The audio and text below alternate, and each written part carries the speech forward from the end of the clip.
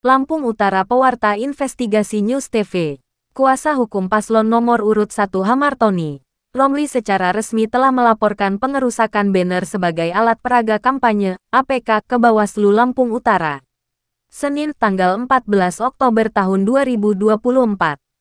Kuasa hukum yang terdiri dari Dr. Suwardi, SH, MH, CM, CPLE, Chandra Guna, SH dengan didampingi oleh Suryanto dan Heri, diterima oleh petugas pelaporan dengan menyerahkan sejumlah barang bukti. Dedi selaku bagian Divisi Penanganan Pelanggaran Bawaslu Lampung Utara mengatakan bahwa pihaknya akan segera melakukan penyidikan dalam waktu 2x24 jam bersama aparat Polres Lampung Utara. Apapun hasil penyidikan di lapangan, nanti akan kami sampaikan kepada tim kuasa hukum, ujar Dedi.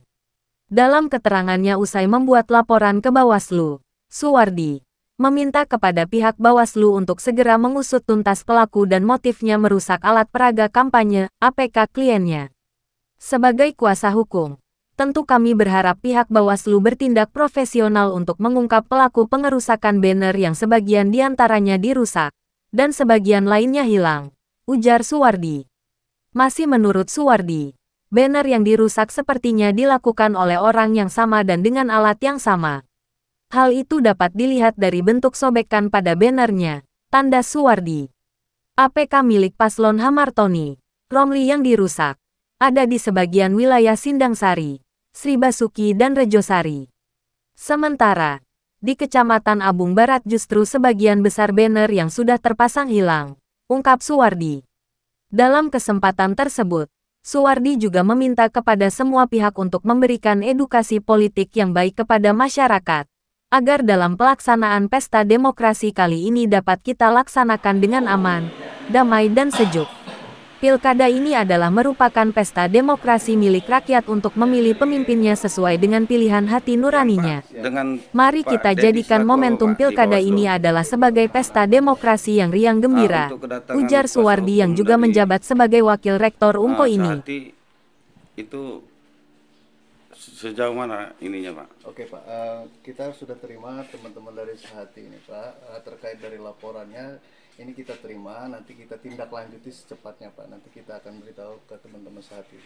Terus biasanya dari pengaduan yang ada ini berapa hari untuk penyelesaian? Oke, Pak, kalau untuk dari proses pengaduannya itu kita punya 2 kali 24 jam untuk kita kajian awal dulu terkait laporan dari teman-teman ini, Pak. Lalu kita masuk ke proses berikutnya, kita punya 3+2 hari. Apakah ini memenuhi unsur atau tidak memenuhi unsur, Pak, gitu, Pak. Kalaupun sudah selesai dari pemeriksaan, memenuhi unsur atau tidaknya, bagaimana cara untuk mempublikasikan atau memberitahukan ke pihak pengadu? Oke, yang pertama kita akan beritahu kepada tim pelapor, Pak. Itu yang pertama. Lalu yang kedua kita akan umumkan di media sosial yang kita punya. Lalu yang ketiga akan kita tempelkan di papan pengumuman biasanya, Pak. Oke, kalau gitu. Pak, kedatangan ke Bawaslu dalam rangka apa, Pak? Ya, kedatangan kami selaku tim atau divisi advokasi dan hukum dari pasangan Sehati dari Hamartoni Romli ini melaporkan adanya pencurian dan perusakan alat peraga kampanye yang ada di beberapa titik. Yang ukuran besar itu ada di 9 titik, kemudian yang kecil-kecil itu ada menyebar di beberapa titik, beberapa kecamatan. Kalau yang besar itu ada 9 yang dirusak, kemudian yang kecil-kecil itu lebih kurang 700 buah yang hilang. Yang dirusak ada 8, kemudian yang satunya dicuri yang besar, hilang sama kayu-kayu juga hilang. Terus terkait pengaduan kita, apakah memang sudah diterima oleh Bawaslu, Pak? Ya, alhamdulillah pengaduan sudah terima, sudah ada tanda bukti penerimaan laporan. Ya, untuk selanjutnya mereka punya prosedur sendiri untuk penanganannya seperti apa, kita tunggu aja. Harapan dari pasangan nomor urut 1 apa? Ya, harapan yang pertama kepada Bawaslu agar bekerja profesional sesuai dengan tupoksinya, sehingga ini bisa ditindaklanjuti laporan kami ini. Kemudian harapan dengan masyarakat supaya tetap menjaga kondusivitas menjelang pilkada ini. Jangan sampai karena oknum masyarakat itu karena ada beli uang 100-200 mau melakukan kesalahan atau tindak pidana pemilu, ya seperti perusakan itu kan tindak pidana pemilu. Jangan gara-gara itu mereka mau dibayar orang untuk merusak APK, kemudian mengambil APK, yang itu akan merugikan mereka sendiri.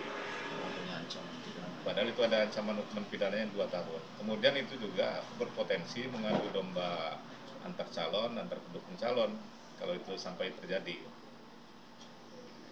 Oke, kalau gitu terima kasih Pak.